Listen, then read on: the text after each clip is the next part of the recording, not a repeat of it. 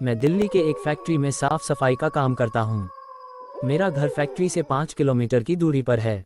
मेरे पास एक साइकिल है जिससे मैं अपने घर से फैक्ट्री और फैक्ट्री से घर आता जाता हूँ। एक दिन जब मैं फैक्ट्री से घर जा रहा था तो रास्ते में मुझे एक लड़की दिखाई दी और वह मुझे घूर घूर के देख रही थी। मैं उसे टालते हुए अपने घर की ओर निकल पड़ा। दूसरे दिन फिर वही लड़की मुझे उसी जगह पर दिखाई दी और वह मुझे फिर से घूरने लगी। फिर भी मैंने उसकी तरफ पलट के नहीं देखा और अपने घर की ओर निकल पड़ा। मैं उसके पास रुका भी नहीं क्योंकि मुझे उस लड़की से डर लग रहा था। वह लड़की कई दिनों तक मुझे देखती रहती थी।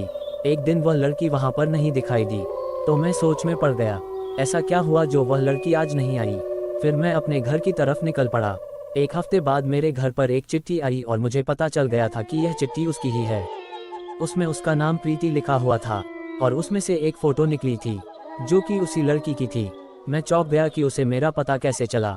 उस चिट्ठी में लिखा हुआ था कि कल जब फैक्ट्री से निकलो तो जहां पर मैं खड़ी रहती हूं वहां पर मेरा इंतजार करना। उसके दूसरे दिन मैं वहां पर पहुंच गया तो वह लड़की वहां पर नहीं खड़ी थी।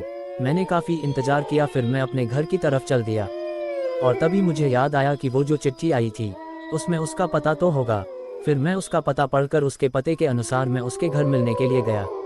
दरवाज़ा खोलते ही एक आदमी आया और बोला कि क्या काम है। तो मैंने बोला कि मुझे प्रीति से मिलना है। तो उस आदमी ने बोला कि मैं उसका पापा हूँ और प्रीति को मरे हुए 2 महीने हो चुके हैं।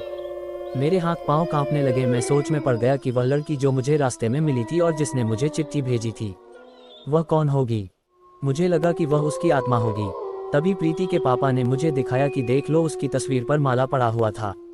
तभी मैं भागकर अपने घर पहुंचा। फिर मैंने उस चिट्ठी को जला दिया और उस दिन के बाद से मैंने कभी भी अनजान लोगों से मिलना और बात करना बंद कर दिया।